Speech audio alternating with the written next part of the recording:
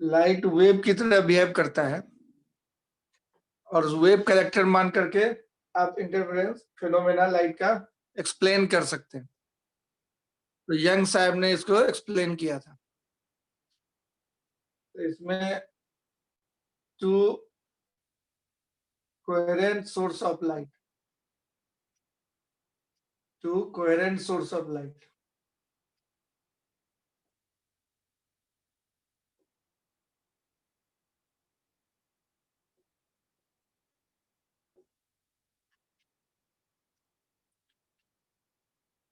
interfere, moving in same direction, moving simultaneously, दोनों साथ साथ मूव कर रहे हैं, simultaneously, moving simultaneously in same direction,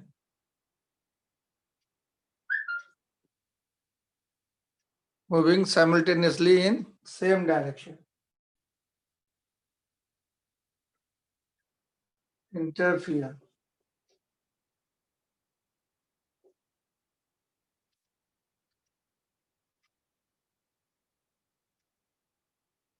या सुपरिम्पोज भी लिख सकते हैं,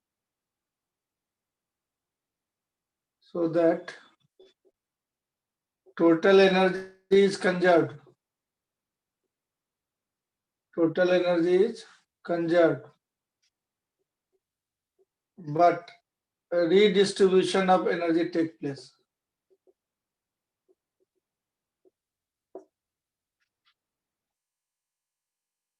Redistribution of energy take place. Amplitude कहीं पे ज्यादा होगा, कहीं पे कम होगा, इंटरफेरेंस कहलाता है। इसमें बहुत सारी बातें हमने लिखी है। कोहेरेंट सोर्स होना चाहिए, कोहेरेंट सोर्स सिंगल सोर्स से पैदा किए, टू इंडिपेंडेंट कोहेरेंट सोर्स को हम लोग इनकोहेरेंट बोलते हैं। Two independent coherent source are incoherent. यहाँ पे जो कोहेरेंट सोर्स लिखे हैं हम, वो सिंगल सोर्स से पैदा करेंगे। ये coherent source of light is produced by single source, produced by single source. अब कोहेरेंट का मतलब क्या होता है वो कल बताए थे आपको। तो कोहेरेंट सोर्स का मतलब हुआ भाई सेम फ्रीक्वेंसी, सेम वेवलेंथ, या मेंटेनिंग कांस्टेंट फेज डिफरेंस बोलते हैं। और इसमें एक चीज और लिखिए, coherent monochromatic source of light. Monochromatic भी इसी में डाल देते। मोनोक्रोमेटिक, मोनोक्रोमेटिक मतलब सिंगल फ्रीक्वेंसी में, कोहेरेंट सोर्स मतलब maintaining constant phase difference, maintaining constant phase difference. Constant phase difference होगा तो कोहेरेंट सोर्स बोलते हैं। सिंपल लैंग्वेज में लिखे तो कांस्टेंट फेज डिफरेंस। और मोनोक्रोमेटिक का मतलब हुआ आपका single frequency, single frequency, single wavelength, single colour, single frequency, single wavelength, single colour, सब एक ही बात होगी। ये कोहेरेंट सोर्स कहला रहा है। मोनोक्रोमेटिक कोहेरेंट सोर्स दो सुपरपोज करता है, कहीं पे एनर्जी ज्यादा होगा, कहीं पे कम होगा, लेकिन टोटल एनर्जी कांस्टेंट रहेगा। एक जगह कम हुआ, दूसरी जगह ज्यादा हो, तो इंटरफेरेंस कहलाता है। और इसमें जो है एम्पलीट्यूड सेम रखते हैं दोनों सोर्स का, amplitude comma frequency and wavelength of two interfering to interfering light source are same. तो स्लिट का साइज सेम रखिएगा, आइडेंटिकल स्लिट साइज रखिएगा तो एम्पलीट्यूड सेम रहेगा। अगर डिफरेंट एम्पलीट्यूड क्या होगा, तो कंट्रास्ट जो है फ्रिंज का घट जाएगा थोड़ा। If different amplitude, non identical बोले amplitudes are used, non similar या नॉन आइडेंटिकल या different amplitudes are used, different amplitudes of light are used, then contrast of fringe decreases. Contrast of fringe decreases. इसलिए कोशिश करते हैं कि भाई identity एकदम एम्पलीट्यूड सेम रहे। ये सारे पॉइंट्स नोट करने वाले हो गए इंटरफेरेंस के लिए। फेज डिफरेंस हमेशा कांस्टेंट रहना चाहिए। सिंगल फ्रीक्वेंसी का, सिंगल वेवलेंथ, सिंगल कलर का लाइट यूज कीजिए। दो वेव, एक ही वेव से, एक ही सोर्स से दो सोर्स पैदा कीजिए, तब कोहेरेंट सोर्स रहेगा। एम्पलीट्यूड, फ्रीक्वेंसी, वेवलेंथ सेम रहेगा तो कंट्रास्ट जो है फ्रिंज का ज्यादा अच्छा होगा। ब्राइट फ्रिंज, डार्क फ्रिंज का कंट्रास्ट ठीक रहेगा। अगर थोड़ा डिफरेंट है तो नियरली इक्वल हम लोग रखने की कोशिश करते हैं। स्लिट आइडेंटिकल बन जाए तो एम्पलीट्यूड इक्वल रहेगा। तो ये इंटरफेरेंस का कंडीशन हो गया ये सारा चीज। अब यंग साहब ने एक्सपेरिमेंट करके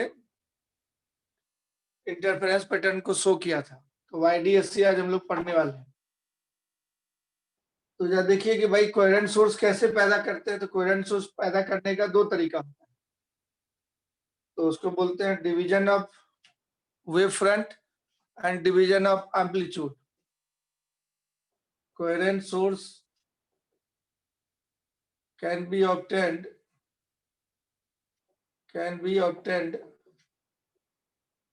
by मेथड 1 हुआ division of wave front. Wave front को डिवाइड करके हम लोग बना सकते हैं।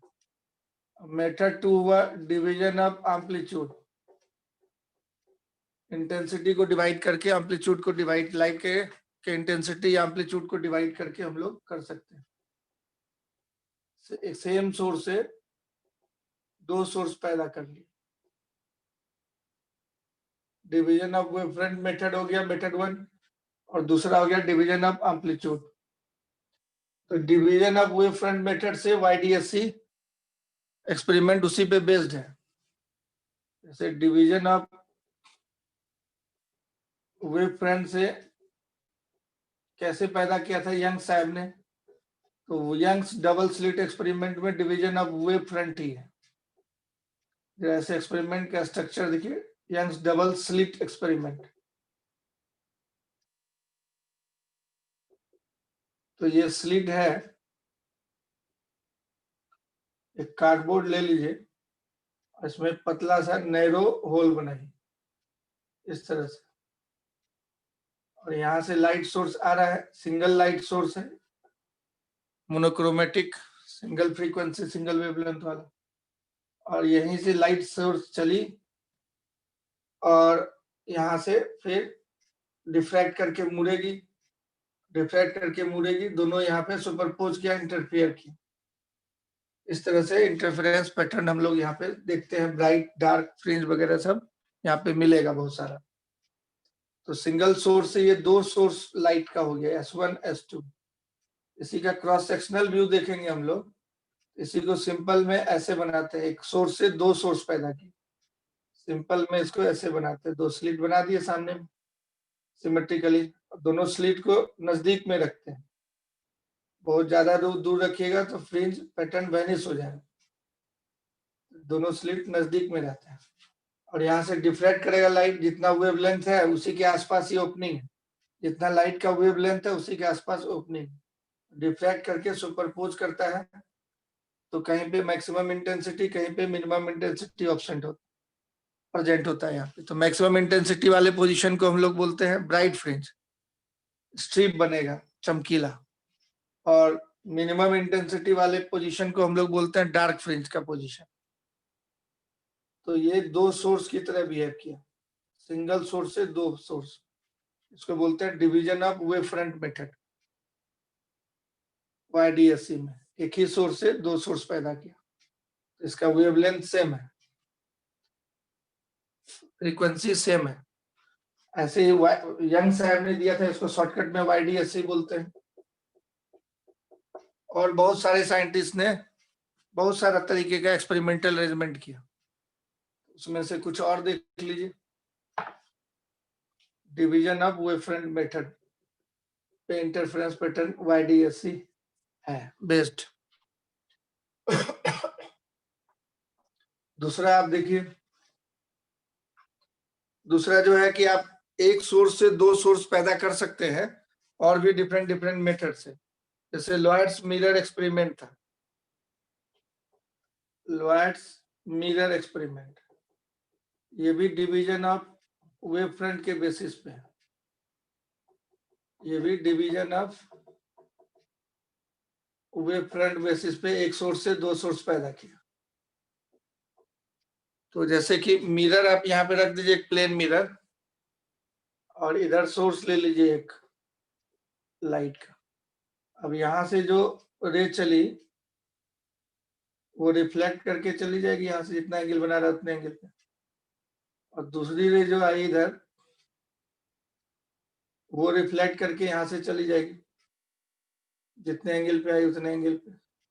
अब इस दोनों को मिलाइएगा तो एक और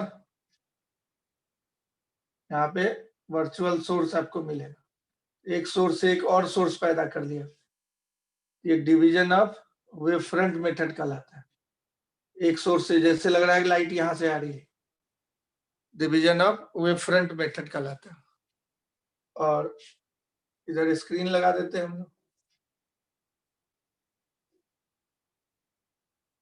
लॉयड्स मिरर एक्सपेरिमेंट, एक सोर्स से दो सोर्स पैदा किए, सिंगल सोर्स से, इसको कोहेरेंट सोर्स बोलते हैं। और भी बहुत सारा मेथड बहुत सारे साइंटिस्ट ने किया था, है ना। इस दोनों के बीच के सेपरेशन को हम लोग डी बोल देते हैं, दोनों स्लिट के बीच का सेपरेशन जैसा हो गया। YDSC में जैसे आप बोले थे उसी तरीके से।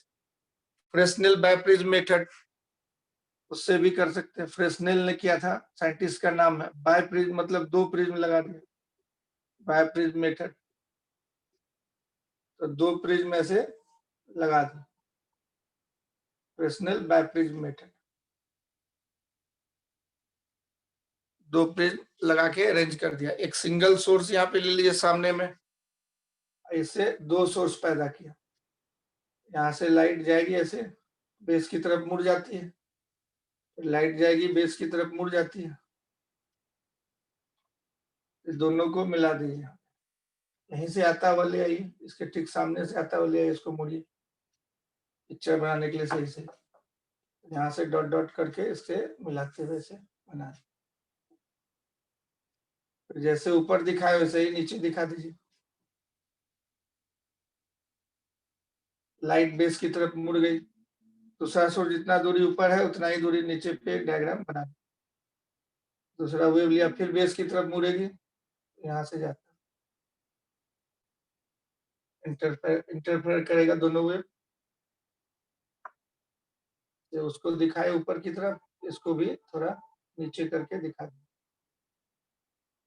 थोड़ा नीचे करके दिखा दे, जैसे वो वाला पोर्शन दिखाए थे उसी तरीके से ये वाला पीछे की तरफ बढ़ा। कॉमन पोर्शन जो है इंटरफेयर कर रहा है, ये स्क्रीन है।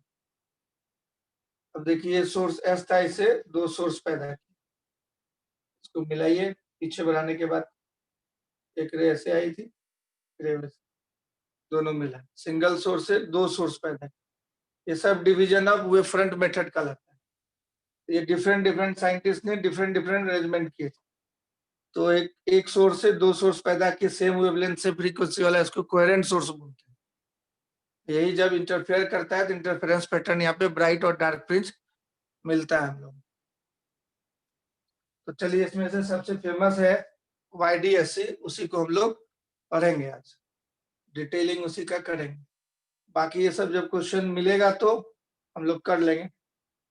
जरा देखिए, सबसे पहले हम लोग YDSC पढ़ते हैं, इंटरफेरेंस, इसका तरीका। तो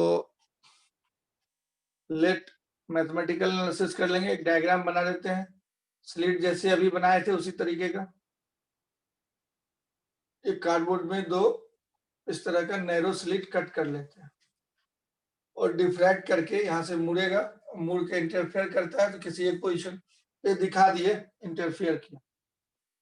ये सोर्स है, सिंगल सोर्स, और S1 S2 के बीच के दूरी को D हम लोग बोलते हैं। ये आधा हो गया D/2, ये आधा D/2, टोटल मिला के D हो। और ये सोर्स और स्क्रीन बहुत दूर रखा जाता है, इसको कैपिटल D देते हैं सिंबल, बहुत दूर रखा है। ये P पॉइंट पे कहीं इंटरफेयर किया है। ये सेंट्रल ब्राइट फ्रिंज यहाँ पे मिलता है, CBF बोलते हैं, सेंट्रल ब्राइट फ्रिंज। अब इस वेव का इक्वेशन देखिए, ये जिसका जो पाथ लेंथ है, जितना दूर गया है उसके तुलना में इसका लेंथ ज्यादा है, दोनों के पाथ में अंतर है। मतलब ये x लेंथ गया और ये x plus delta x length गया, इधर वाला दोनों सिमेट्रिक बना है, ये दूरी सेम है।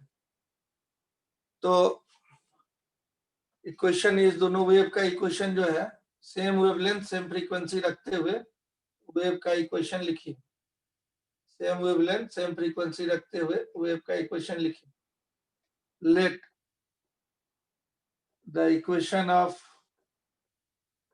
वेव्स आर, इलेक्ट्रिक फील्ड है ये या मैग्नेटिक फील्ड है, तो पहले वाले को y1 बोल देते हैं, एम्पलीट्यूड A1 बोल देते हैं, sine kx minus omega t. और दूसरे वाले का बोलते हैं y इक्वल टू एम्पलीट्यूड, मान लीजिए स्लिट 100% आइडेंटिकल नहीं है, तो amplitude A2 sine kx plus delta x minus omega t. उसका पाथ का लेंथ ज्यादा था, पाथ लेंथ मतलब इसको मेजर कर ली कितना सेंटीमीटर, तो जितना ज्यादा उसको डेल्टा x बोले। अब इसको मल्टीप्लाई करेंगे k से, kx माइनस ओमेगा टी इधर आ गया, प्लस एक्स्ट्रा आ गया k डेल्टा x। इसी k डेल्टा x को बोलते हैं फेज डिफरेंस। ये पूरा हुआ फेज φ1, ये पूरा एंगल हुआ फेज φ2। तो फेज डिफरेंस निकालिएगा आप इसमें से,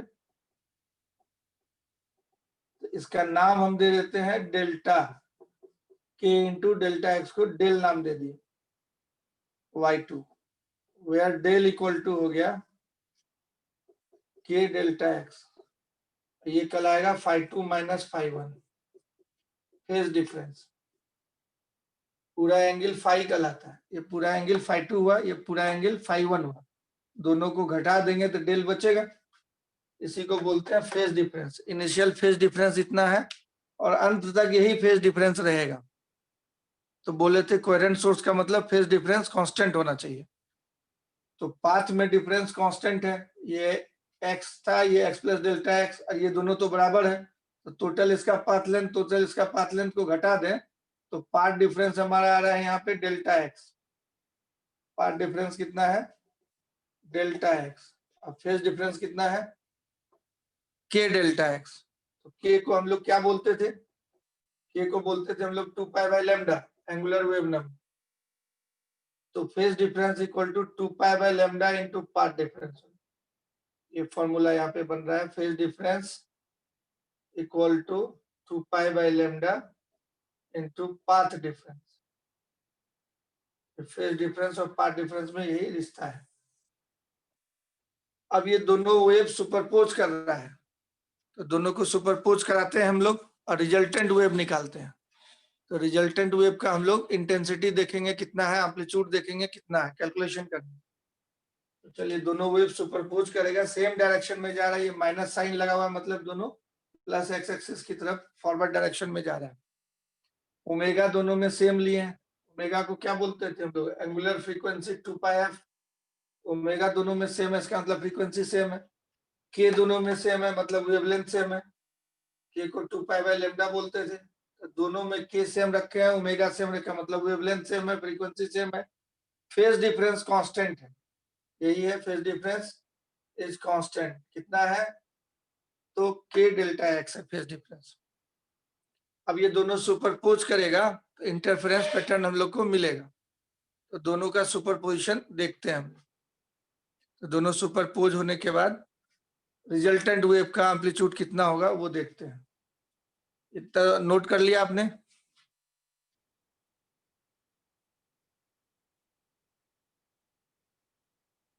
ये y है इलेक्ट्रिक फील्ड या मैग्नेटिक फील्ड, जनरल लिखे हैं y। इसका मैथमेटिकल कैलकुलेशन हम लोग कर रहे हैं। तो रिजल्टेंट वेव का जो है हम लोग डिस्प्लेसमेंट देखें, मतलब रिजल्टेंट वेव का वैल्यू, रिजल्टेंट वेव का इक्वेशन हो जाएगा y equal to y1 plus y2। तो दोनों को ऐड कर लीजिए। a1 sine kx minus omega t था एक, और दूसरा था a2 sine kx minus omega t plus del था इसे। अब इस दोनों को जोड़ना है तो फेजर डायग्राम से आप जोड़िएगा तुरंत आ जाएगा, लेकिन स्कूल के एग्जाम के लिए आपको इसको मैथमेटिकली शो करना हो। तो पहले मैथमेटिकली शो कर देते हैं। ए साइन के एक्स माइनस ओमेगा टी रहने दिए, और इसको साइन ये के एक्स माइनस ओमेगा टी को आप सी मान लीजिए और डेल्टा को डी मान लीजिए। तो साइन सी प्लस डी का फॉर्मूला आप जानते हैं, या साइन ए और बी मान लीजिए, sign A cos B cos A sine B, उस फॉर्मूले पे तोड़ते हैं इसको। A2, अब इस फॉर्मूले को साइन ए प्लस बी के फॉर्मूले पे तोड़ते हैं। Sign A cos B plus cos A sine B, इस तरह के फॉर्मूले पे तोड़ दिए। अब ये ऐसा वाला जो टर्म है उसको एक साथ लाएंगे। तो a1 साइन के एक्स माइनस ओमेगा टी ये रहा, इसको पहले मल्टीप्लाई कर देते हैं। a2 कॉस डेल्टा एक जगह कर देते हैं इंटू साइन के x minus omega t plus a2 sine delta हो गया उधर जाके इंटू कॉस के x minus omega T. School के एग्जाम में अगर पूछेगा तो ऐसे डेरिवेशन करना हो। अब क्या करना है इसमें, तो साइन ओमेगा के एक्स माइनस ओमेगा टी यहाँ दोनों जगह था, इन दोनों को एक फॉर्मेट में ले आते हैं। a1 plus a2 cos delta हो गया, कॉमन में साइन के x minus omega T common होके बाहर आ गया इन दोनों से मिला के, और इधर वाला हो गया a2 sine delta into cos के एक्स माइनस ओमेगा टी। अब इसको जो है दोनों को कंबाइन करके हम लोग को एक में लाना है। ये साइन थीटा है, जैसे ऐसा वाला फॉर्मेट है, C sine theta plus D cos theta. तो इसको आप मैथमेटिकली एक फॉर्मेट में ला सकते हैं, साइन के फॉर्मेट में। तो कैसे लाते हैं, तो उसको सी मान लेते हैं हम लोग, इस वाले टर्म को सी मान लिए। Let a1 plus a2 cos delta equal to C and a2 sine delta equal to D. थोड़ा आसान होगा लिखने में बाद में, इसलिए सी डी नाम दे देते हैं। ये हो गया सी साइन के एक्स माइनस ओमेगा टी, और वो हो गया डी कॉस के एक्स माइनस ओमेगा टी। अब इसको एक जाति में लाना है, साइन में लाना है। कॉस अलग लिखा हुआ है, साइन अलग लिखा हुआ है, एक में करना है। तो हम लोग इसको root under C square plus sign के बगल में जो है कॉस के बगल में उसका स्क्वायरिंग एडिंग करके डिवाइड कर देते हैं, और मल्टीप्लाई भी कर देंगे तो सी बाई इतना रहने दीजिए और मल्टीप्लाई भी कर देते हैं। Root under C square plus D square से मल्टीप्लाई भी कर दिए, तब कोई फर्क नहीं पड़ेगा, कट जाएगा तो सी ही बचेगा, और साइन के एक्स माइनस ओमेगा टी रहने देते हैं। यहाँ भी वही काम की, D by root under C square plus D square कर दिया, ये मल्टीप्लाई हो तो डी ही बचेगा, कॉस के x minus omega T. Division और मल्टीप्लीकेशन कर दी। अब इसको आप साइन एप्सिलॉन मान लीजिए या कॉस एप्सिलॉन, इसको साइन एप्सिलॉन मान लीजिए। तो आप जानते हैं कॉस और साइन मान सकते हैं, क्योंकि हम लोग कॉस साइन सबको नहीं मान सकते, उसी को मान सकते हैं जिसका स्क्वायरिंग एडिंग करने पे 1 आ जाए। क्योंकि sine square something plus cos square something equal to 1 होता है। Sine square theta plus cos square theta 1 होता है। तो इसका स्क्वायरिंग प्लस का स्क्वायरिंग करके जोड़ेंगे तो 1 आएगा। C square by C square plus D square by C square plus D square cut के 1 हो जाएगा। तो ये वाला वैल्यू हो गया root under C square plus D square, और यहाँ पे आ जाएगा, पहले इतना लिख लीजिए फिर बाद में उसको लिखते हैं, कॉस और साइन है। तो अब ऊपर में हम लोग इसको असेंबल कर लेते हैं। y इक्वल टू आ गया सी स्क्वायर प्लस डी स्क्वायर, और वो हो गया साइन के एक्स माइनस ओमेगा टी, और इसको बोल दिए कॉस एप्सिलॉन प्लस कॉस के एक्स माइनस ओमेगा टी, इसको बोल दिया साइन एप्सिलॉन। अब ये sign A cos B, cos A sine B के फॉर्मूले पे चला जाएगा, तो ये एक जगह आ जाएगा। हो गया फाइनल, साइन ए प्लस बी के फॉर्मूले पे जाएगा, ये ए की तरह हो गया, ये बी की तरह हो गया, के x minus omega t plus epsilon. अब root under C square plus D square क्या होगा, तो सी स्क्वायर आप माने थे और डी इसको माने थे, तो ये सी स्क्वायर प्लस डी स्क्वायर को ए बोल देते हैं, साइन के एक्स, ये रिजल्टेंट वेव हो गया, रिजल्टेंट वेव का इक्वेशन दोनों सुपरपोज किया तो रिजल्टेंट वेव का इक्वेशन। अब ए हो गया रिजल्टेंट वेव का एम्पलीट्यूड, ए कितना है, तो रूट सी स्क्वायर प्लस डी स्क्वायर, तो ए को आपने बोला root under C square plus D square. अब सी माने थे इतना, डी माने थे इतना, ये डाल दीजिए इसमें, रिजल्टेंट एम्पलीट्यूड निकल जाए। इसको बोलते हैं रिजल्टेंट एम्पलीट्यूड, रिजल्टेंट एम्पलीट्यूड या एम्पलीट्यूड ऑफ रिजल्टिंग वेव बोल सकते हैं। अब उसको कैलकुलेट कर लेते हैं इधर साइड में। सो ए इक्वल टू कितना हो जाएगा, root under C square plus D square, सी था इतना, a1 plus a2 cos delta का होल स्क्वायर, और ये था a2 साइन डेल्टा इसका होल स्क्वायर। इसको ओपन कर लीजिए क्या आता है, तो ओपन कर लीजिए, रूट अंडर होल स्क्वायर खोलिए, a1 square plus a2 square cos square delta, इधर से हो गया a2 square sine square delta, अब प्लस ये 2ab भी जाएगा, तो इसको इधर अरेंज कर लिए, 2ab। अब ये दोनों में से कॉस स्क्वायर साइन स्क्वायर 1 हो जाएगा, जुड़ के a2 स्क्वायर कॉमन होके बाहर आ जाए, फाइनली बचेगा resultant amplitude a1 square plus a2 square plus 2a1 a2 cos delta, क्योंकि cos square delta plus sine square delta 1 हो जाता है। ये फॉर्मूला आपका है, यहाँ पे लिख देते हैं sine square delta plus cos square delta equal to 1।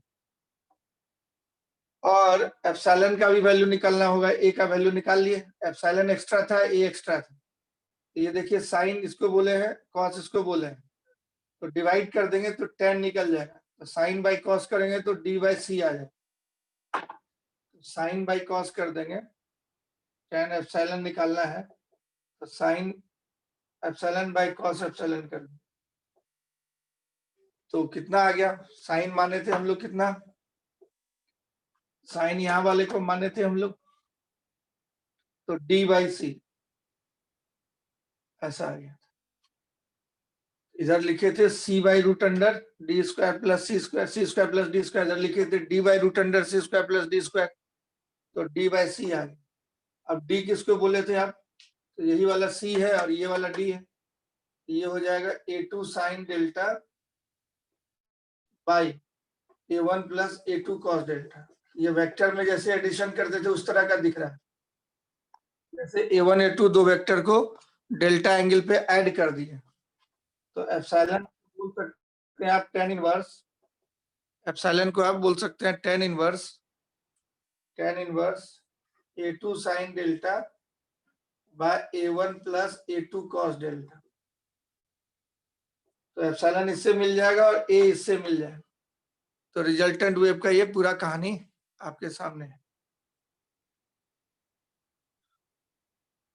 तो फाइनली इसको जो है सम अप कर दें हम लोग,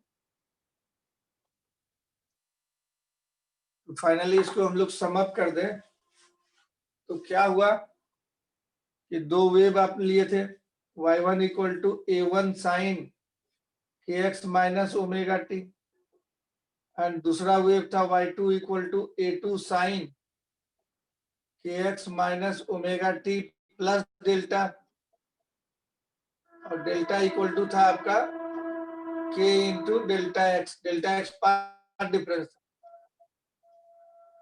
ये था डेल्टा का वैल्यू। अब दोनों को जब जोड़ दिए, दोनों वेव सुपरपोज किया, तो रिजल्टेंट वेव का जो किसी पोजीशन x टाइम t पे y का वैल्यू होगा वो y1 प्लस y2 कर दिए, तो आपका चला आया a sine kx minus omega t plus epsilon. तो इसको आप सिंपली फेजर डायग्राम से भी देख सकते हैं। ये जो वैल्यू आया है आप मुजबानी निकाल सकते हैं। दो वेक्टर का एडिशन का फॉर्मूला आपको याद था, जैसे इसका फेजर डायग्राम बनाए हम लोग पहले वाले का, a1 रेडियस लेकर के बना देते हैं, मान लीजिए किसी एंगल यहीं पे बना दिया सिंपल a1 रेडियस का एक सर्किल। तो ये वाला फोटो इसको रिप्रेजेंट कर रहा है, और दूसरा a2 रेडियस का बना देते हैं, इससे कितना एंगल पे अहेड है, डेल्टा एंगल। तो डेल्टा एंगल पे यहाँ बना दिए a2 हो गया बड़े रेडियस, या छोटा सर्किल भी ले सकते हैं, कोई जरूरी नहीं कि बड़ा लें, ऐसा भी एक और सर्किल बना दिया। फेजर डायग्राम कीजिए, दो वेव को रिप्रेजेंट कर रहा है।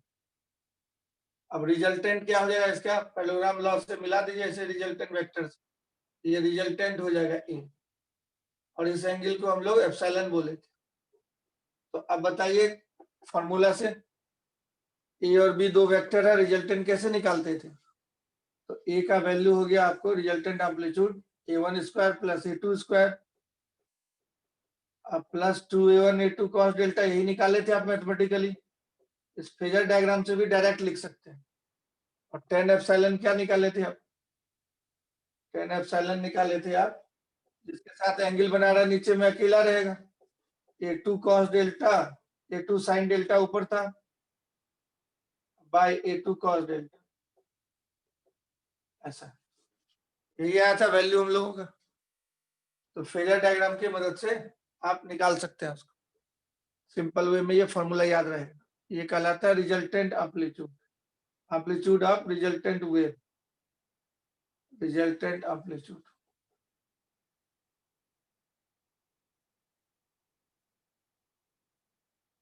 नोट कर लीजिए इसको।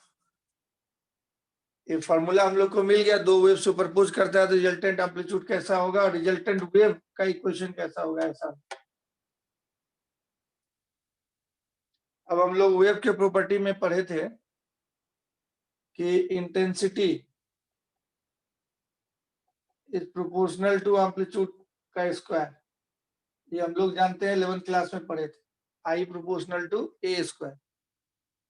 तो यहाँ से रूट हटा दीजिए तो ए स्क्वायर हो जाएगा, ए स्क्वायर के बदले some constant into I, a1 square की जगह सम कांस्टेंट इनटू वही constant into i1, a2 square की जगह सम कांस्टेंट इनटू i2, और a1 a2 की जगह पे रूट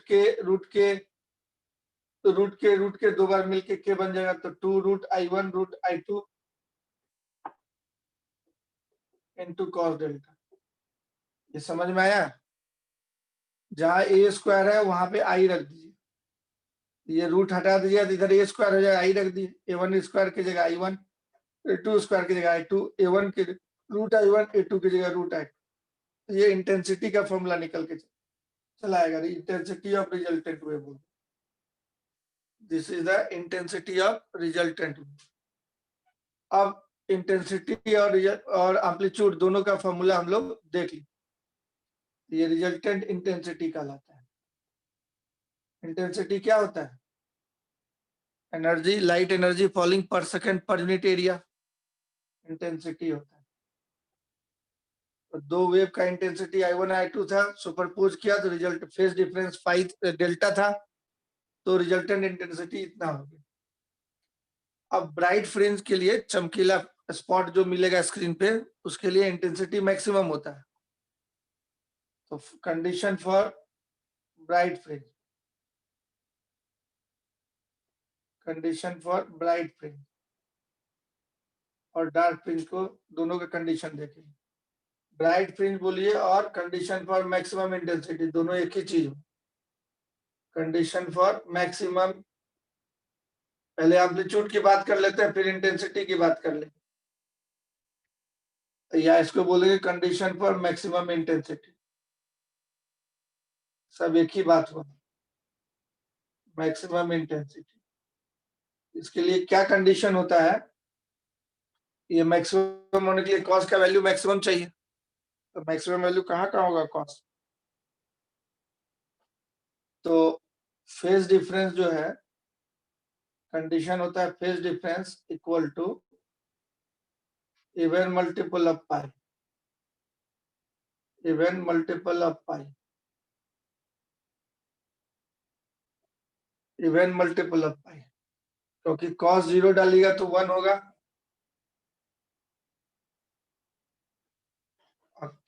फिर 2 पाई डालिएगा तो फिर 1 आएगा, 0 पे 1, 2 पाई पे 1, 4 पाई पे 1, ये सारे वैल्यूज आएंगे।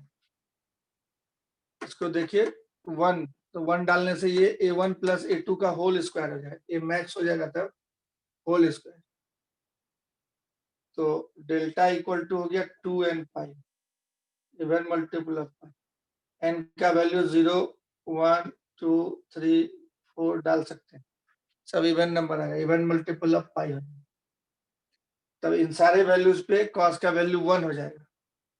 ये मैक्स जो है आपका, तब n0 डालिएगा cos 0 1, n1 डालिएगा 2 पाई 1, 2 डालिएगा 4 पाई 1, 4 3 डालिएगा 6 पाई 1, प्लस माइनस भी लिख सकते हैं, कॉस में प्लस माइनस डालने से कोई फर्क नहीं पड़ेगा, तो ऐसा हो गया। तो ए मैक्स कितना आ जाएगा आपका यहाँ पे,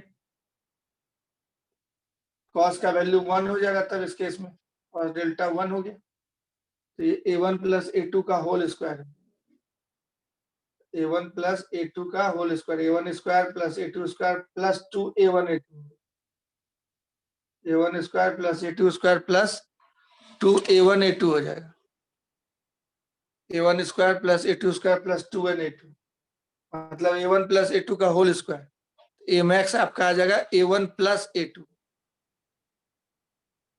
नोट कर लीजिए इतना। मैक्सिमम एम्पलीट्यूड और मैक्सिमम इंटेंसिटी निकाल लेते हैं, मिनिमम एम्पलीट्यूड मिनिमम इंटेंसिटी निकाल लेते हैं, फॉर्मूला जब निकाल लिए हैं, कैलकुलेट कर लिए हैं, तो उतना काम करके यहाँ रेडी हो जाते हैं, क्योंकि उस पर भी ऑब्जेक्टिव क्वेश्चन आता है कि मैक्सिमम एम्पलीट्यूड कितना है। ए मैक्स हो गया finally root under a1 plus a2 का होल स्क्वायर, तो this is equal to a1 plus a2, maximum amplitude है।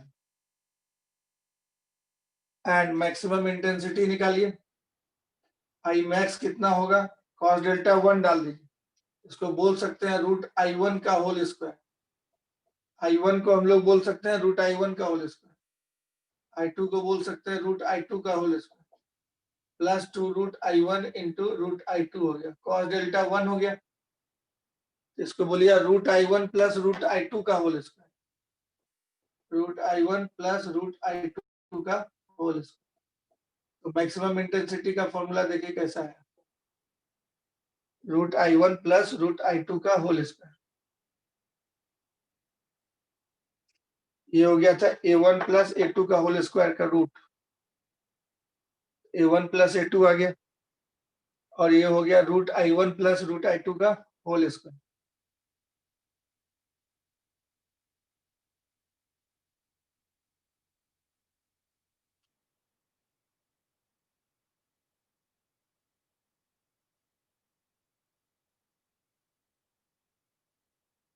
इससे भी लिख सकते थे, एम्पलीट्यूड के जगह पे रूट आई लिख दिए, और यहाँ root i1 plus root i2 लिख दिए, तो आई हो जाएगा root i1 plus root i2 का होल स्क्वायर, क्योंकि a प्रोपोर्शनल टू, मतलब रूट आई हो जाएगा, I proportional to a square होता है, a की जगह रूट आई यहाँ पे डाल दीजिएगा, रूट i1 रूट i2, अब रूट यहाँ से हटाएगा तो root i1 plus root i2 का होल स्क्वायर होगा, तो दोनों में से कोई एक फॉर्मूला याद रखने से दूसरा आप निकाल सकते हैं, इसको दिमाग में रखना।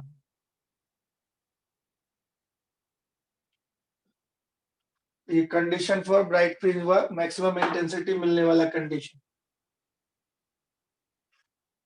दूसरा condition for dark fringe, condition for dark fringe बोलिए, या कंडीशन फॉर मिनिमम एम्पलीट्यूड बोलिए।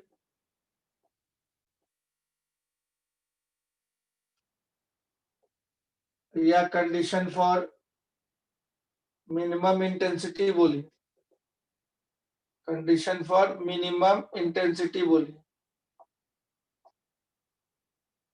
इन सब के लिए सेम कंडीशन है। मिनिमम वैल्यू कॉस का आप जानते हैं क्या होता है, -1। तो कॉस डेल्टा का वैल्यू -1 कहाँ होगा? यहाँ तो 0 होता है दोनों जगह पे कॉस, यहाँ 1 होता है, यहाँ पे -1 होता है, मतलब पाई होगा।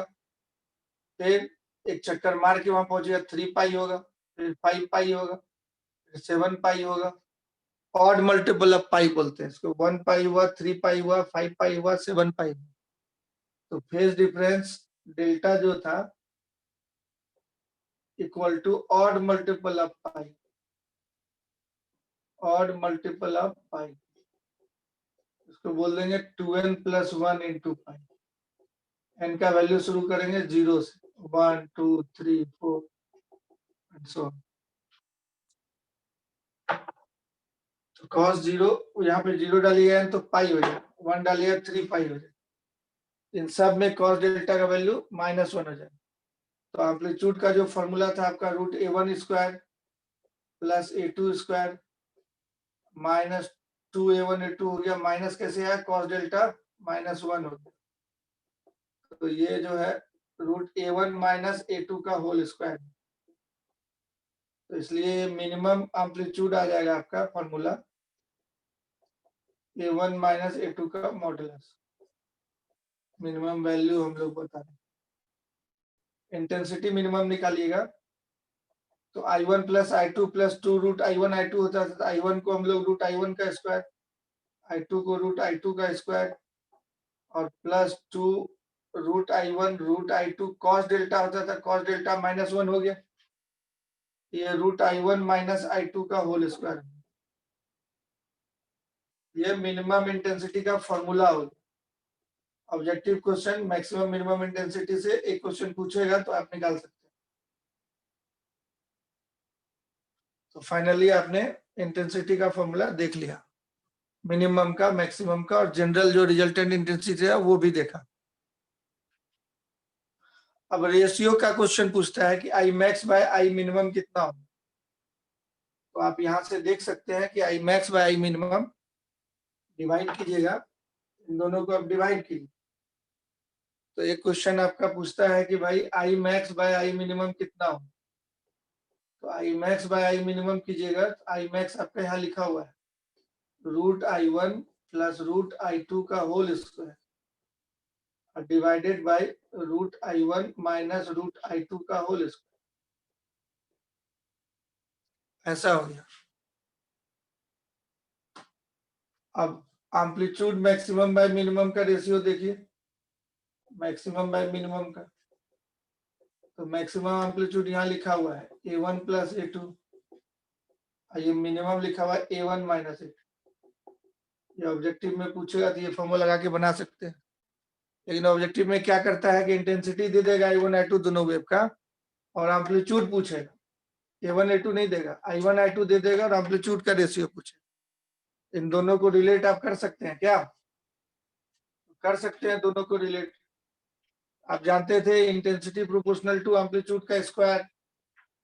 तो I max by I minimum को आप बोल सकते हैं A max का whole square by A minimum का होल स्क्वायर। अब इसका होल स्क्वायर कीजिएगा तो जो है ये A1 + A2 का होल स्क्वायर हो जाएगा और डिवाइडेड बाय A1 - A2 का होल स्क्वायर हो जाएगा। और इंटेंसिटी आप लिख चुके थे इतना, तो वो भी लिख सकते हैं। ये सब आपस में बराबर हो जाएगा। अब आपको जो पूछे वो निकाल सकते हैं।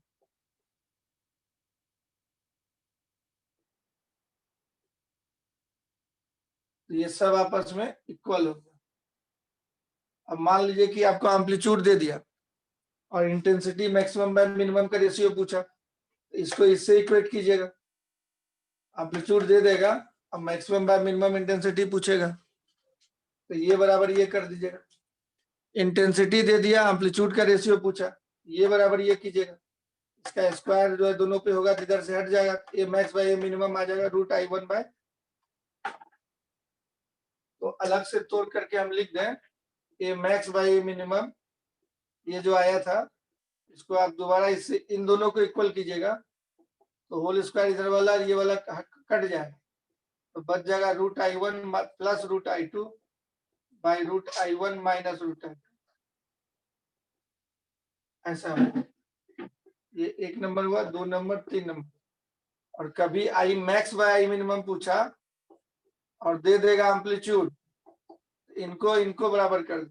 अब A1 प्लस A2 का whole square divided by A1 minus A2 का होल स्क्वायर। ऐसा अलग से हम बना दें, ये 2 और ये 2। इंटेंसिटी दिया और इंटेंसिटी का ही रेशियो पूछा तो इससे बन जाएगा। एम्पलीट्यूड दिया, एम्पलीट्यूड का ही रेशियो पूछा तो इससे हो जाएगा। इंटेंसिटी दे दिया, एम्पलीट्यूड का रेशियो पूछा तो इससे सॉल्व करेंगे। एम्पलीट्यूड दे दिया, इंटेंसिटी का रेशियो पूछा तो इससे सॉल्व करेंगे। इस तरह से आप एक ऑब्जेक्टिव क्वेश्चन बना सकते हैं। अब चलिए अब थ्योरी को थोड़ा और आगे बढ़ाते हैं। यंग्स डबल स्लिट के थ्योरी को थोड़ा और आगे बढ़ाते हैं। यहां तक कोई दिक्कत नहीं ना है? समझ में आ रहा है जितना बता रहे हैं?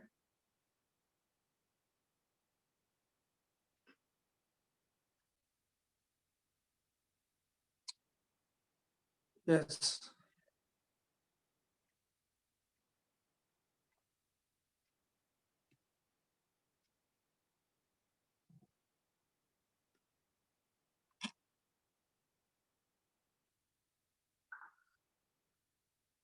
तो इस थ्योरी को थोड़ा आगे बढ़ाते हैं।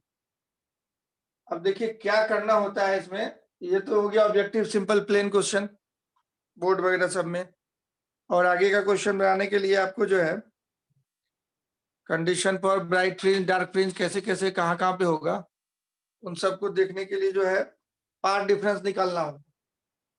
तो आप जानते थे relation between phase difference and path difference. Phase difference and path difference आप जानते थे। अभी आपको बताए थे फेज डिफरेंस को डेल्टा बोलते, डेल बोलते, डेल, इसको डेल्टा एक्स बोलते। तो delta del equal to 2π/λ into delta x बोलते हैं। ये पाथ डिफरेंस हम लोग निकाल लेते हैं एक्सपेरिमेंट से, ज्योमेट्रिकल कंस्ट्रक्शन जैसे था उसकी मदद से।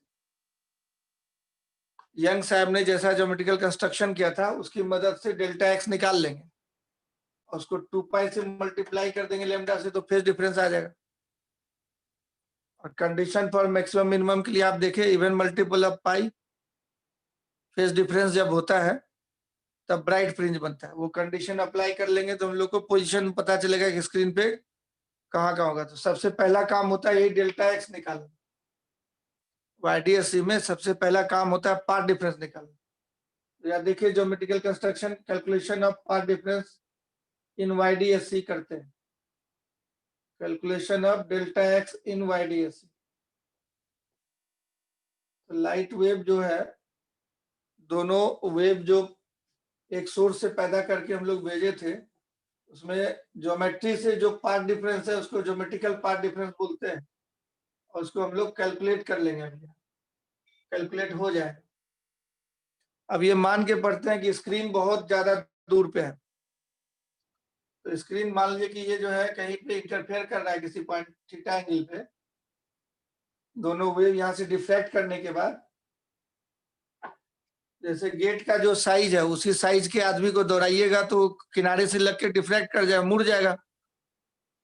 तो इस YDSC में डिफ्रैक्शन और इंटरफेरेंस दोनों होता है।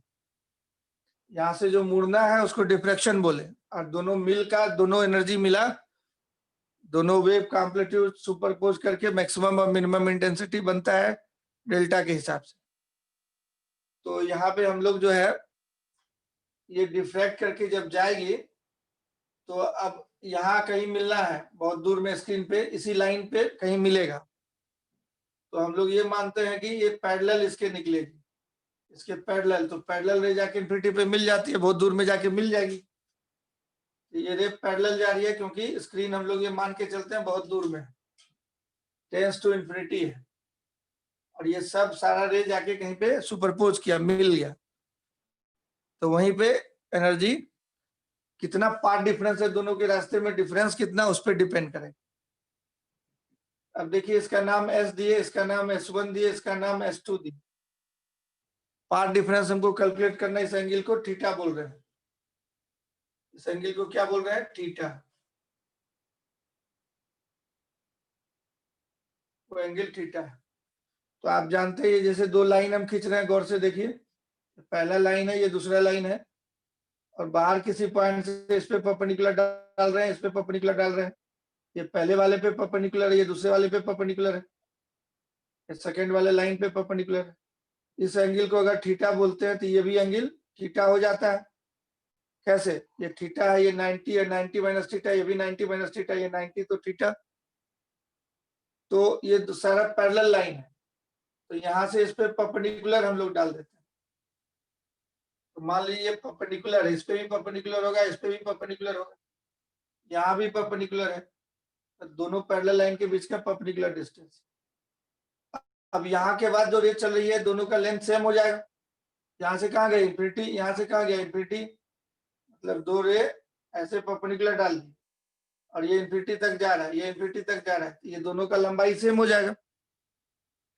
तो एक्स्ट्रा क्या हुआ, यही वाला लेंथ एक्स्ट्रा हुआ, इधर का ये लंबाई सेम है, ये जा रही है ऊपर वाले पॉइंट से निकली, ये नीचे वाले पॉइंट से निकली, तो परपेंडिकुलर डाल दिए, तो ये वाला लेंथ कहलाता है पाथ डिफरेंस। ये S से निकल के S1 S2 से होकर के स्क्रीन पे कहीं पे मिल रहा है, यहाँ स्क्रीन है, स्क्रीन कैपिटल D दूरी पे, D बहुत लार्ज है, इसलिए मान लेते हैं कि ऑलमोस्ट ये रे पैरेलल निकल रही है, और स्क्रीन पे जाके ये सब कहीं पे मिल रही है, इस पॉइंट पे मिल जाएगी। D is very large in compare to small d, इन दोनों के बीच, स्लिट के बीच की दूरी, इसको स्लिट बोलते हैं, S1 S2 को, इसके बीच के दूरी को D बोल रहे हैं। D is very large in compare to small d, मतलब ये डिस्टेंस बहुत छोटा होता है, बड़ा करके बनाया है हमने ज्योमेट्री से।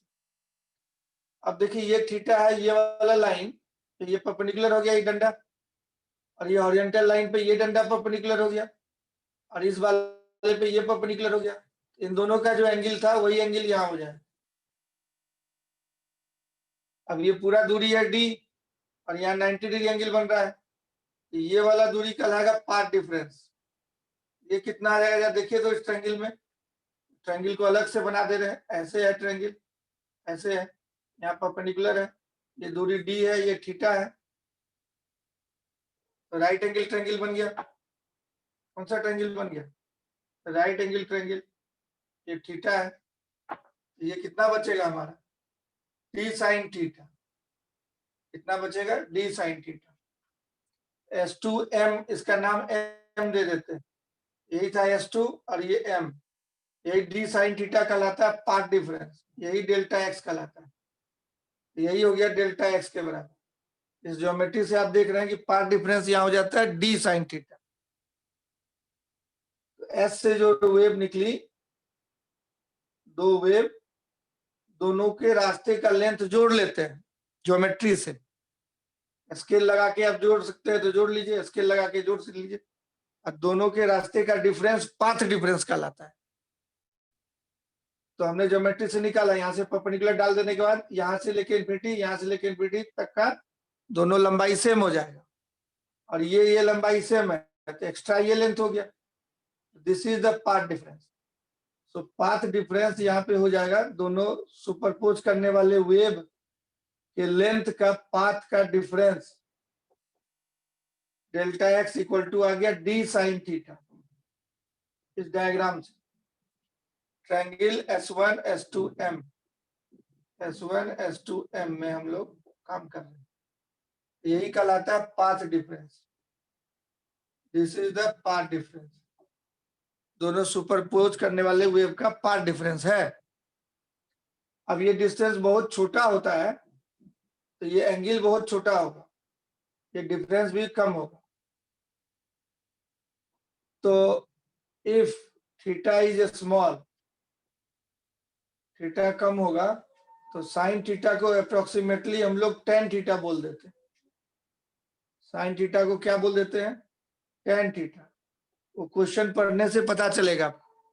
अगर थीटा स्मॉल दिया है तब साइन थीटा को टेन थीटा लिखिए, नहीं दिया है स्मॉल तो थीटा साइन थीटा ही करके निकालिए, परपेंडिकुलर बाय हाइपोटेन्यूज करके। तो D tan theta path difference को बोल सकते हैं। यहां तक समझ में आया? यस और नो?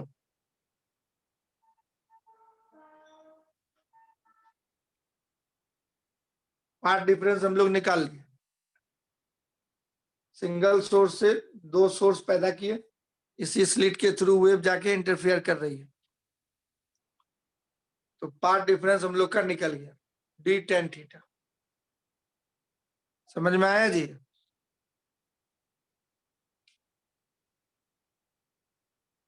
यस। तो अब ये YDSC वाला ओरिजिनल फोटो हम बना देते हैं। ये स्क्रीन है और ये दो सोर्स है, ये सेंट्रल लाइन है, यहाँ पे सिंगल सोर्स रखे थे, ऐसे लाइट आप दिखाते थे, यहाँ से बेंड कर गई, ये बेंड करके यहाँ सुपरपोज की, इसकी ऊंचाई y मान लेते हैं सेंटर से, इसके ऊंचाई को y मान लेते हैं और ये एंगल को थीटा माने थे। यहाँ ये सारा ये वेव दोनों जाके P पॉइंट पे मान लीजिए मिला, तो ये S था, ये S1 S2 था, तो पाथ डिफरेंस आप निकाल लिए, ये एंगल थीटा दिया है फोटो में, यहाँ उसी को बनाए, ये दूरी d/2 मिला के d हो गया। तो इस वाले ट्रायंगल से आप tan थीटा लिखिए, यहाँ से क्या होगा? ये क्या है? स्क्रीन है, जो बोले थे बहुत ज्यादा दूरी पे है, तो दिमाग में रखेंगे कि ज्यादा दूरी पे है। tan थीटा निकालिए, यहाँ से क्या होगा? y बाई इसके सेपरेशन को स्लिट और सोर्स, स्लिट और स्क्रीन के सेपरेशन को d बोलते थे। ये जो स्लिट है S1 S2 और ये स्क्रीन, सेपरेशन को डी बोलते थे। इस डॉटेड ट्रायंगल में आप जरा बोलिए tan थीटा को क्या बोलिए? y by D. तो tan थीटा को इस तस्वीर से हम लोग बोलते हैं y बाई डी, इस तस्वीर से tan थीटा हो गया y बाई डी। तो पाथ डिफरेंस को आप तब बोलिएगा delta x equal to D Y by D. मान लीजिए कि दोनों सुपरपोज किया y दूरी पे, ये सेंट्रल ब्राइट फ्रिंज है और यहाँ CBF बोलते हैं इसको, इससे y दूरी पे जाके इंटरफेयर किया, तो tan थीटा को आप बोल सकते हैं y by D, perpendicular by base. तो पाथ डिफरेंस निकल के आ गया dy बाई डी, और इसी को लेके हम लोग सारा कैलकुलेशन करें। नोट कर लीजिए यहाँ तक का आप नोट कर लीजिए, पाथ डिफरेंस कैलकुलेट कर लिए। तो हर सवाल में, हर मेथड में पाथ डिफरेंस निकाला जाता है। पाथ डिफरेंस पैदा होगा तो फेज डिफरेंस पैदा होगा। पाथ डिफरेंस कांस्टेंट है, फिक्स है, तो फेज डिफरेंस फिक्स होगा। अब वो फेज डिफरेंस अगर इवन मल्टीपल ऑफ पाई हो गया तब ब्राइट फ्रिंज मिलेगा यहाँ पे आपको, और ये पाथ डिफरेंस निकल गया, यहाँ रख दीजिए तो फेज डिफरेंस निकल जाएगा। अब फेज डिफरेंस अगर इवन मल्टीपल ऑफ पाई आ गया तो ब्राइट फ्रिंज मिलेगा, चमकीला स्लिट मिलेगा, वो इस तरह का स्ट्रिप मिलेगा चमकीला, उसी को फ्रिंज बोलते हैं। स्ट्रिप जो मिलता है, ज्यादा लाइटेड स्ट्रिप, कम लाइटेड स्ट्रिप, तो ज्यादा लाइटेड स्ट्रिप को बोलते हैं हम लोग ब्राइट फ्रिंज, और कम लाइटेड वाले को बोलते हैं डार्क फ्रिंज। अगर ऑड मल्टीपल ऑफ ये डालने के बाद अगर डेल्टा का वैल्यू ऑड मल्टीपल ऑफ पाई आ गया तब बोलेंगे डार्क फ्रिंज बन रहा है। तो फेज डिफरेंस के टर्म में बोल सकते हैं, पाथ डिफरेंस के टर्म में भी बोल सकते हैं कंडीशन को। तो सबसे पहला काम यही होता है पाथ डिफरेंस निकालना, इससे क्या होगा? फेज डिफरेंस निकल जाएगा और कंडीशन लगा देंगे हम लोग ब्राइट फ्रिंज का, डार्क फ्रिंज का, जो पढ़ चुके हैं अभी आप, तो वही लिखने वाले हैं आगे। तो हर क्वेश्चन में सबसे पहले पाथ डिफरेंस निकालेंगे, पहला स्टेप यही होगा, दिस इज द स्टेप 1। अब जैसा ज्योमेट्रिकल अरेंजमेंट होगा, हर साइंटिस्ट का अलग अलग अरेंजमेंट है, तो जैसा एलिमेंट होगा उसके हिसाब से देख करके पार्ट डिफरेंस हम लोग निकालते हैं। ये अभी एयर में है, पार्ट डिफरेंस इतना है। अब इसको याद रखिएगा, path difference D tan theta होता है, tan theta Y by D, D small into tan theta, और टेन थीटा होता है वाई बाई कैपिटल डी। तो पार्ट डिफरेंस आ गया आपका। अब कंडीशन फॉर ब्राइट फ्रिंज यहाँ पे लिखते हैं, पार्ट डिफरेंस के टर्म में लिख देते हैं। एक बार फेज डिफरेंस के टर्म में आपको बताए थे। कंडीशन फॉर ब्राइट फ्रिंज मतलब मैक्सिमम इंटेंसिटी वाला कंडीशन हम लोग देख रहे हैं। तो पार्ट डिफरेंस के टर्म में क्या लिखिएगा इसको, फेज डिफरेंस के टर्म में आप जानते हैं, ये जानते थे आप, पहले कर चुके हैं। अब पार्ट डिफरेंस के टर्म में डायरेक्ट आपको सिखा देते हैं। फेज डिफरेंस आप जानते थे even multiple of pi, even multiple of pi, ये जानते थे, मतलब 2n पाई, डेल्टा बराबर 2n पाई जानते हैं, 2n पाई, ये होता है कंडीशन ब्राइट फ्रिंज के लिए। तो पार्ट डिफरेंस फेज डिफरेंस में रिलेशन था, delta equal to 2 pi, also आप जानते हैं delta equal to 2 pi by lambda into delta x. तो यहां से डेल्टा एक्स निकालिएगा तो lambda by 2 pi into delta कीजिएगा, उल्टा कर देंगे, लैम्डा उधर 2 पाई नीचे। अब फेज डिफरेंस 2n पाई यहाँ पे डाल दीजिए, 2n पाई डाल दीजिए, तो 2 2 कट जाएगा, पाई पाई कट जाएगा, एन लैम्डा हो जाएगा, एन लैम्डा हो जाएगा। या इसको आप पाई खाली काट दीजिएगा तो ये जो है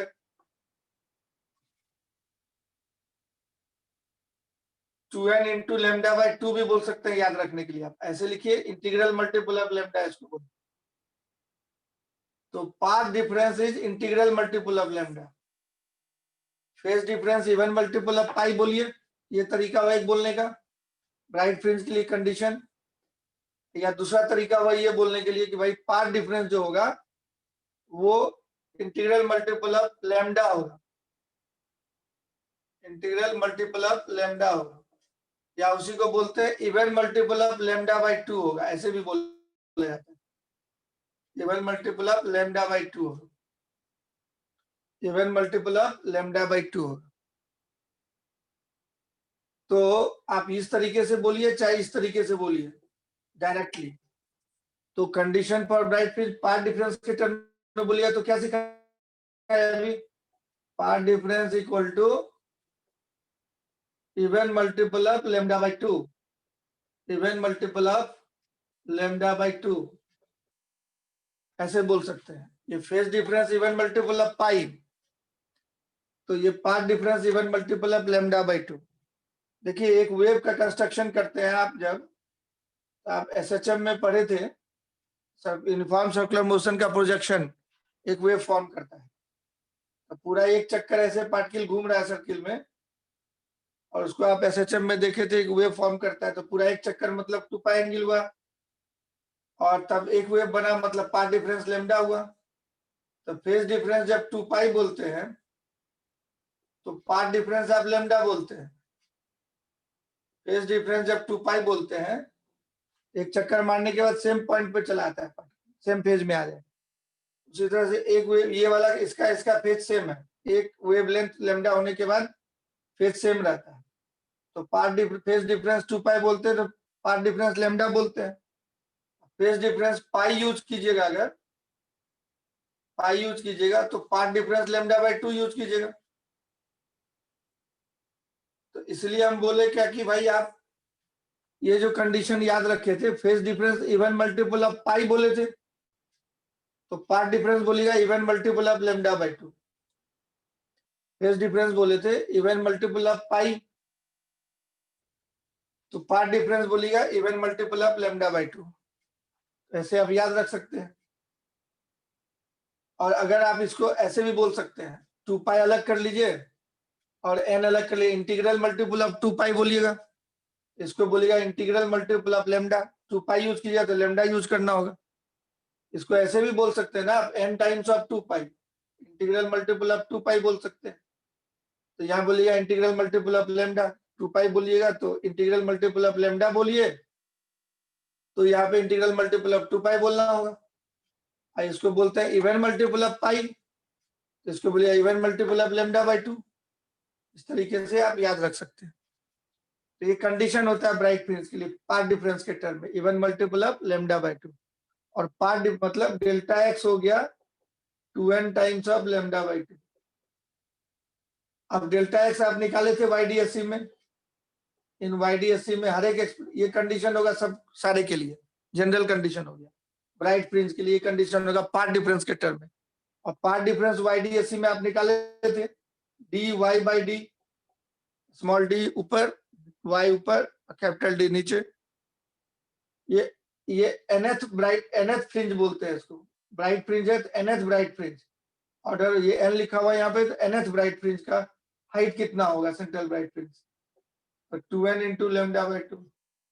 इसको yn बोल देते हैं, yn is the nth bright fringe, nth bright fringe इसको बोलते हैं nth bright fringe.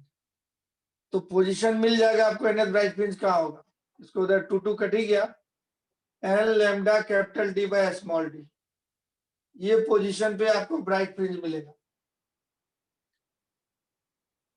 एनवा bright fringe इस पोजीशन पे मिलेगा, मतलब CBF यहाँ बोलते थे n इक्वल टू 0 को सेंट्रल ब्राइट फ्रिंज बोले। इसके बाद n इक्वल टू 1 डाले तो यहाँ पे ब्राइट फ्रिंज मिलेगा, n1 डालिएगा तो lambda capital D by small D दूरी पे पहला ब्राइट फ्रिंज मिलेगा। और जैसे ऊपर होता है सिमेट्रिकली, नीचे भी सिमिलरली ब्राइट फ्रिंज मिलेगा, मतलब n-1 डालेगा तो ठीक नीचे में फिर एक ब्राइट फ्रिंज मिलेगा, उसको बोलेंगे फर्स्ट ब्राइट फ्रिंज। ये हो गया first bright, n equal to 1 के लिए फर्स्ट ब्राइट फ्रिंज। जैसे ऊपर है वैसे ही नीचे ही ब्राइट फ्रिंज मिलेगा, एक और सिमेट्रिक मिलता है, जितना ऊपर उतना ही नीचे। और n इक्वल टू 0 पोजिशन जो है यहाँ पे, इसको सेंट्रल जिसमें पार्ट डिफरेंस 0 हो जाएगा, n इक्वल टू 0 कीजिएगा तो पार्ट डिफरेंस 0 हो जाएगा। पार्ट डिफरेंस ज्योमेट्री से भी देख सकते हैं कि आप 0 जाइए, स्लिट था आपका और यहाँ से लाइट वेव जा रही थी, और अगर यहाँ पे इंटरफेयर करेगी तो ये पाथ बराबर, ये पाथ बराबर, तो पार्ट डिफरेंस 0 हो जाएगा, तो इसको CBF बोलते हैं। दो वेव जो इंटरफेयर कर रहा है, अगर पार्ट डिफरेंस 0 हो तो फेज डिफरेंस 0 हो जाएगा, तो फेज डिफरेंस 0 या पार्ट डिफरेंस 0 वाले पोजीशन को बोलते हैं central bright fringe. Phase difference 0 का मतलब cos 0 1 हो जाएगा, cos डेल्टा 1, तो मैक्सिमम इंटेंसिटी मिलेगा। और n equal to first order bright fringe, n equal to second order bright fringe. तो वर्टिकल स्क्रीन है, तो जैसे ही नीचे से ऊपर जा रहे हैं ऑर्डर ऑफ फ्रिंज बढ़ते चला जाता है। n equal to 3 third bright fringe, second bright fringe, third bright fringe, and so on. उसी तरह से n इक्वल टू -1 के लिए नीचे मिलेगा first bright fringe, n equal to -2 के लिए, n इक्वल टू -3 के लिए, ऐसे ब्राइट फ्रिंज मिलेगा। तो कैलकुलेशन में अगर n का वैल्यू 4 आ जाता है, ब्राइट फ्रिंज के कैलकुलेशन में अगर n का वैल्यू 4 हो जाता है, मान लीजिए आपसे पूछेगा कितना ब्राइट फ्रिंज बना, तो 4 ऊपर 4 नीचे, 4 4 8 और एक central bright fringe CBF, 9 bright fringe वो मिलेंगे। सिमेट्रिक होता है, 4 ऊपर 4 नीचे और एक सेंट्रल वाला, तो टोटल मिला के 9 ब्राइट फ्रिंज हो जाएंगे। तो ये सारे पोजीशन हुए ब्राइट फ्रिंज के। n का वैल्यू क्या हुआ 0 +-1 +-2 +-3, इस तरह से ब्राइट फ्रिंज आपको मिलेगा। अगर पार्ट डिफरेंस ये ऐसा हो गया n लेमडा के बराबर हो गया, ये काट दिए तो n लेमडा हो जाएगा, 2 काट दिए, याद रखने के लिए ऐसा लिखते हैं खाली, n लेमडा हो जाएगा। जिसका मेमोरी स्ट्रॉन्ग है डायरेक्टली लिख सकता है इंटीग्रल मल्टीपल ऑफ लेमडा।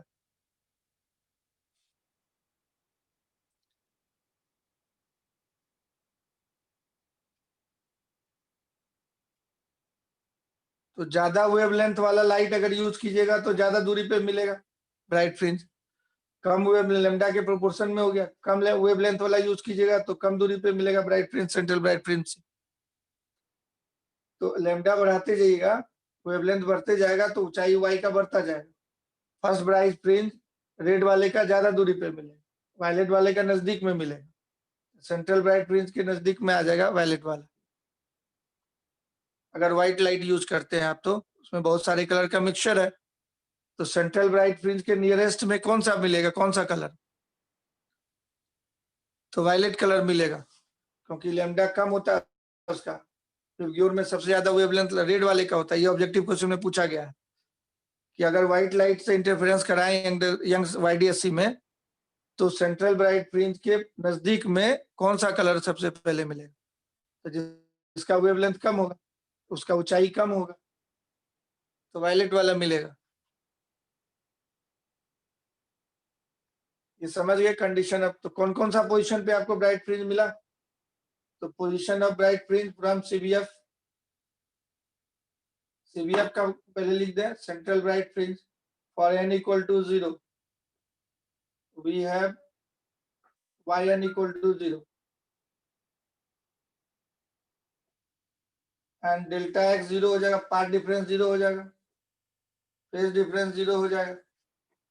तो this position is known as, तो यहाँ पे इंटेंसिटी डेल्टा 0 होने का मतलब इंटेंसिटी मैक्सिमम हुआ। This position is known as CBF, central bright fringe is known as CBF, Central Bright Fringe, Central Bright Fringe।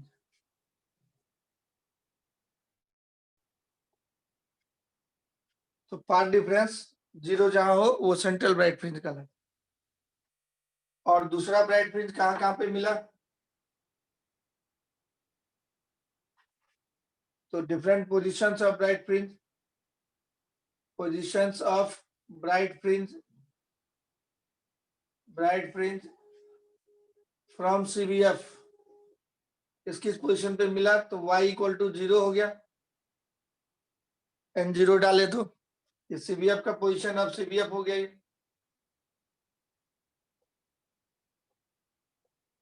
और plus minus 1 डालिएगा तो lambda D by D distance ऊपर मिलेगा और नीचे मिलेगा, ये फर्स्ट ब्राइट फ्रिंज होगी।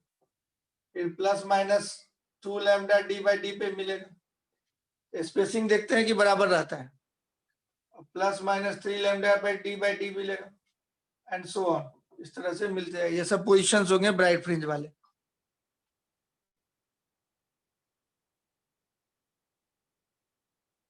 अब दो कंसेक्यूटिव ब्राइट फ्रिंज के बीच का डिस्टेंस जो कहलाता है वो फ्रिंज विड्थ कहलाता है। एक टर्म बोलते हैं फ्रिंज विड्थ, उसको बीटा से लिखते हैं। It is the distance between two consecutive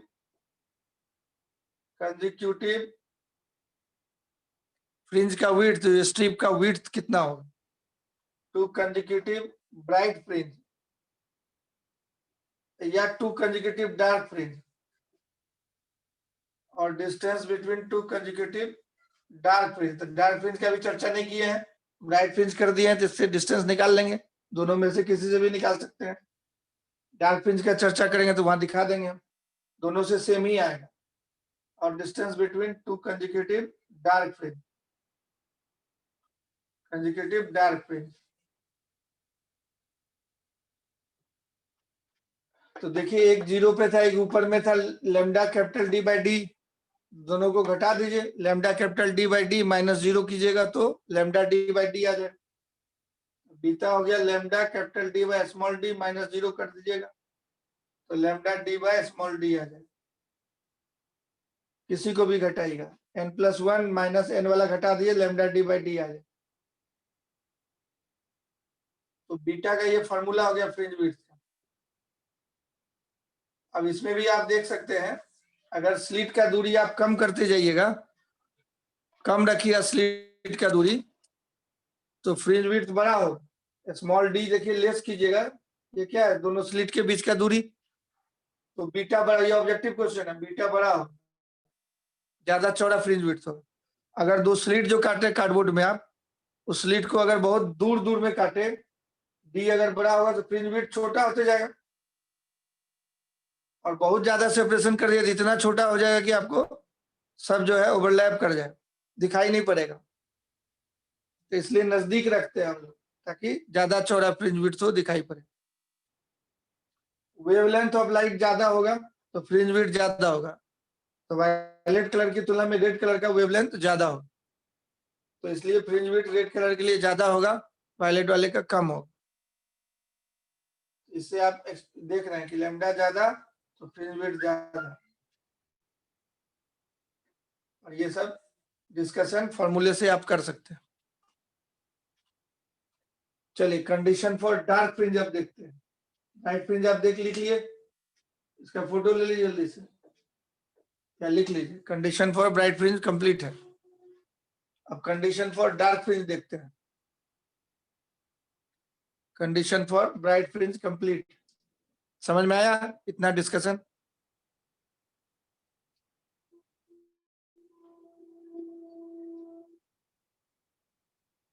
ये समझ में आया?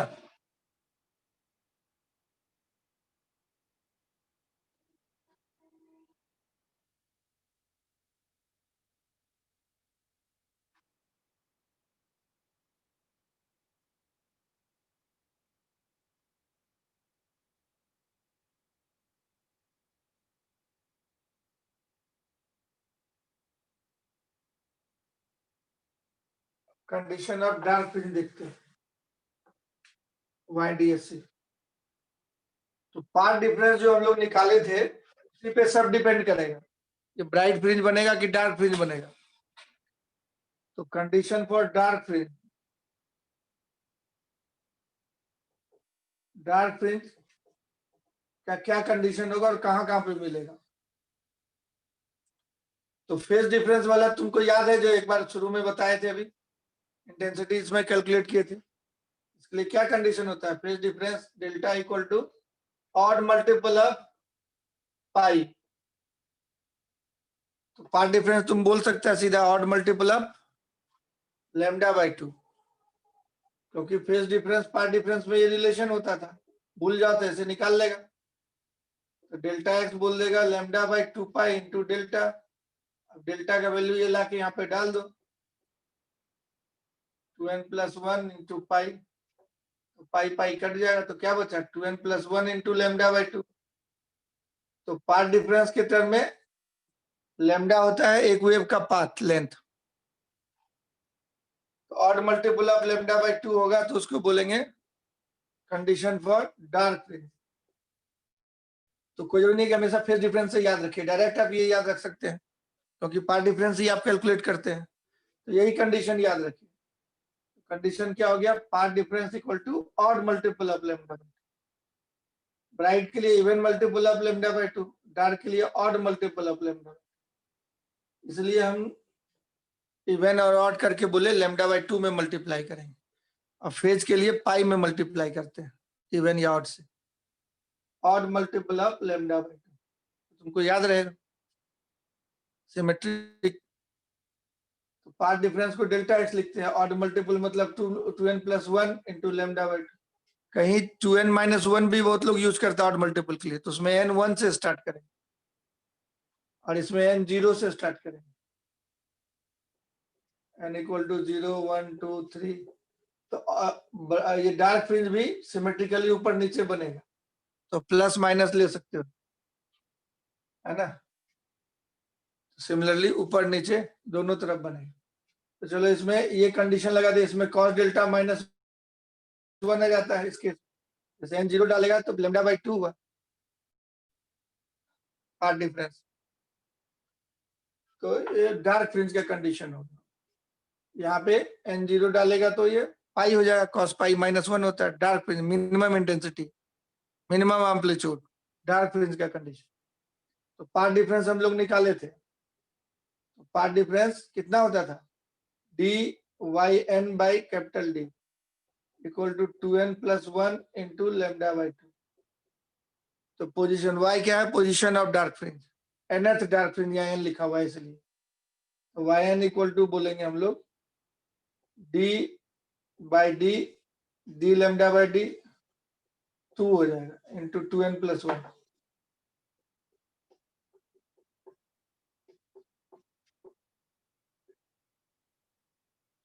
ऐसा। तो कौन कौन सा पोजीशन मिलेगा जब देखो, n बराबर 0 डाल दो, 0 डालेगा तो डी लैम्डा बाई 2d पे मिलेगा पहला डार्क। ब्राइट कहाँ पे मिलता था?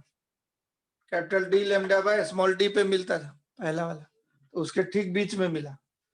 मतलब CBF और फर्स्ट ब्राइट के बीच में मिले। तो दूसरा जो है n इक्वल टू 2 डाल दो, 1 1 0 डालो, 1 डालो, 3 लैम्डा बाई 2 हो जाएगा। फिर 5 d लैम्डा बाई 2d, फिर 7 d लैम्डा बाई 2d। जैसे ऊपर वैसे ही नीचे, तो प्लस माइनस लिख सकते हैं। इन सारे पोजीशंस पे डार्क फ्रिंज मिलेंगे। तो फाइनली देखा तुम, अभी थोड़ी देर पहले हम ये CBF बोले थे, फर्स्ट ब्राइट फ्रिंज बोले थे d लैम्डा बाई dt, इसके बीच में ही आ जाए। तो CBF फिर डार्क फ्रिंज फिर फर्स्ट ब्राइट फ्रिंज, इसी तरह से चलता रहे। फिर दूसरा ब्राइट के बीच में डार्क आए, तो dark bright dark bright dark bright, बीच वाला सेंट्रल ब्राइट फ्रिंज हो जाए। उसका dark bright dark bright dark bright, नीचे dark bright dark bright dark bright, इस तरह से फ्रिंज मिलता है। डार्क ब्राइट का मतलब मैक्सिमम इंटेंसिटी मिनिमम इंटेंसिटी, उस तरह का मिलता चला गया। जितना ऊपर उतना ही नीचे। तो इस केस में तब हम लोग जो है फ्रिंज विड्थ यहाँ भी निकाल के तुम देख सकते हो। फ्रिंज विड्थ दो कंसेक्यूटिव डार्क के बीच का भी बोले थे, यही दोनों कंसेक्यूटिव डार्क है, इसका प्लस उसका प्लस लेके घटा दो, उतना ही आ जाएगा। 3/2 d lambda by d minus d lambda by 2d, तो ये हो गया d लैम्डा बाई d। तो यही हमारा फ्रिंज विड्थ का कंडीशन आया था, मतलब फॉर्मूला अभी जो थोड़ी देर पहले डिस्कस किए थे। स्लिट का सेपरेशन अगर हम लोग बढ़ा देंगे तो फ्रिंज विड्थ छोटा होते जाएगा, वेवलेंथ बढ़ा देंगे तो फ्रिंज विड्थ बड़ा होगा। तो वही फॉर्मूला यहाँ पे भी आ गया। तो दो कंसेक्यूटिव ब्राइट या दो कंसेक्यूटिव डार्क के बीच के सेपरेशन को फ्रिंज विड्थ बोलते हैं। अब इतना बात तुमको दिमाग में हमेशा रखना है। अब तुम प्रॉब्लम बनाने के कंडीशन में जा सकते हैं। तो सबसे पहला ओवरऑल पूरे को एक नट सेल में बोले तो क्या करते हैं सबसे पहले, तो जो भी एक्सपेरिमेंटल अरेंजमेंट जिस भी साइंटिस्ट का हो, चाहे वो फ्रेस्नेल बायप्रिज्म हो, चाहे लॉयड्स मिरर एक्सपेरिमेंट हो, चाहे जो है ये YDSC हो, या डबल मिरर एक्सपेरिमेंट भी है, तो डिफरेंट साइंटिस्ट का अलग अलग एक्सपेरिमेंटल अरेंजमेंट है। तो सबसे पहले हम लोग पार्ट डिफरेंस निकाल लेते हैं, पहला काम। उसके बाद ब्राइट फ्रिंज या डार्क फ्रिंज, जिसका तुमको क्वेश्चन कहता है करने के लिए, पोजीशन निकालने के लिए आएगा क्वेश्चन, तो उसको even multiple of lambda by 2 कर दो पार्ट डिफरेंस को, तो ब्राइट फ्रिंज का कंडीशन आ जाएगा। और मल्टीपल ऑफ लैम्डा बाई 2 कर देगा तो ब्राइट फ्रिंज का डार्क फ्रिंज का कंडीशन आ जाएगा। तो वाई निकाल लेगा पोजीशन कहाँ पे है क्या है। फ्रिंज विड्थ बोलेगा तो ये फॉर्मूला सिंपल है, डाल देगा। कौन सा लाइट वेव यूज किया है, मोनोक्रोमेटिक था, वेवलेंथ। तो तुम ये साइंटिस्ट क्या करता है कि ये एक्सपेरिमेंट करके फ्रिंज विड्थ मेजर कर लेता है स्केल से, और स्क्रीन का और सोर्स का सेपरेशन कैपिटल D मालूम रहता है। तो स्लिट तुम जो बनाया साइंटिस्ट, तो उसको D मालूम रहता है, तो वेवलेंथ निकल जाता है इससे। कौन सा लाइट यूज किया उसका वेवलेंथ भी मेजर कर सकते हैं इस एक्सपेरिमेंट से। तो this is the condition for dark fringe. अब इस पे बेस्ड क्वेश्चंस वगैरह से तुम कर सकते हो। अब कुछ स्पेशल जो है पॉइंट जैसे नोट करने के लिए एक आध पॉइंट और देख लो। स्पेशल नोट, अगर मान लो आइडेंटिकल स्लिट रहे और एम्पलीट्यूड सेम हो, आइडेंटिकल स्लिट यूज किया है, A1 बराबर A2 बोल देते हैं। इसको तब दोनों सेम हो गया तो A0 बोल देते हैं। I1 बराबर I2 बोल देते हैं, दोनों सेम है तो I0 बोल देंगे इंटेंसिटी को। A1 एम्पलीट्यूड है, तब एम्पलीट्यूड का फॉर्मूला तुम्हारा क्या आ जाएगा, रिजल्टेंट एम्पलीट्यूड। इसको बोलता था A1 स्क्वायर मतलब A0 square, plus A2 square मतलब A0 square, plus 2A1 A2 मतलब A0 इंटू कॉस डेल्टा, ऐसे बोलता था। 2A0 स्क्वायर ये मिलके हो गया, 2A0 स्क्वायर हो गया, कॉमन हो गया 1 प्लस कॉस। तो ये ऑब्जेक्टिव सब में इसे पूछा जाता है, इसलिए बता रहे हैं। 1 प्लस कॉस डेल्टा को बोलते हैं 2 कॉस स्क्वायर डेल्टा बाई 2।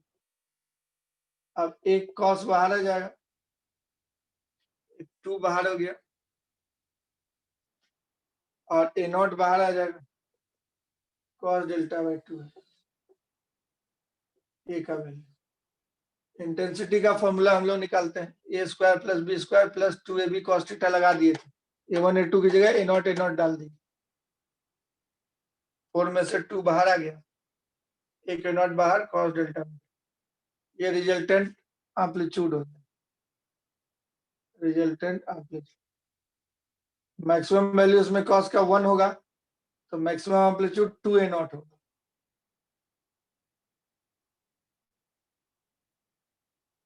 अब मिनिमम वैल्यू यहाँ पे 0 डालेंगे, मैग्नीट्यूड निकालना, मैग्नीट्यूड एम्पलीट्यूड का मैग्नीट्यूड, तो 0 हो जाए, cos 90 डालेंगे, cos का 0 0 होगा, 0 से 2A0 के बीच में दौड़ेगा। यहाँ देखो इंटेंसिटी का फॉर्मूला निकाला था, I equal to root I1, root I0 plus root I2, root I0, ऐसा हो गया, प्लस नहीं I1 I2 था ना पहले, अब प्लस 2 इंटू रूट I1, ऐसा root I2 into cos delta by 2 into cos delta. Formula देखो ये निकालते हैं, I1 I0 I2 I0 two root I1 root I2 cos delta. तो इसको सॉल्व कर देखो कितना आता है,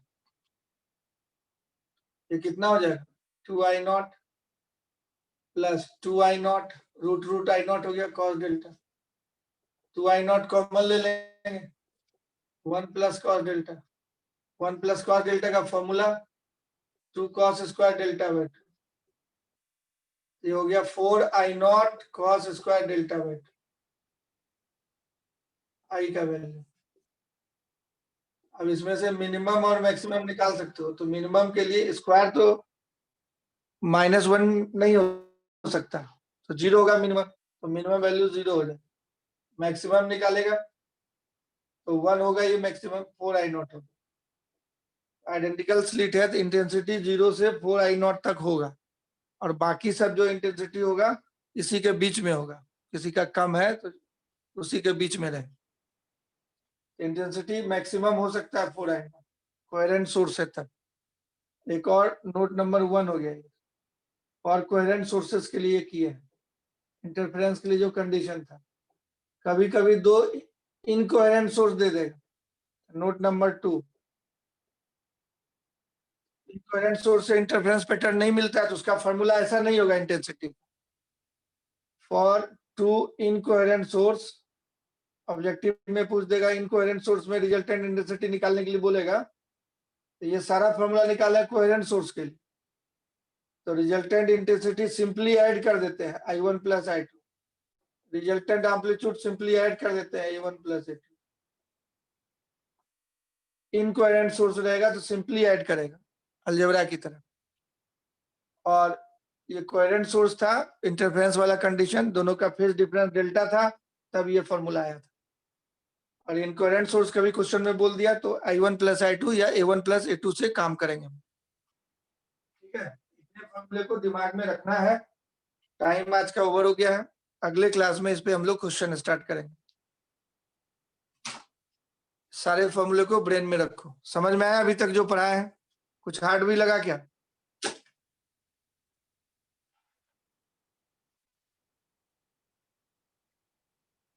कुछ पूछे जी? यस, ठीक।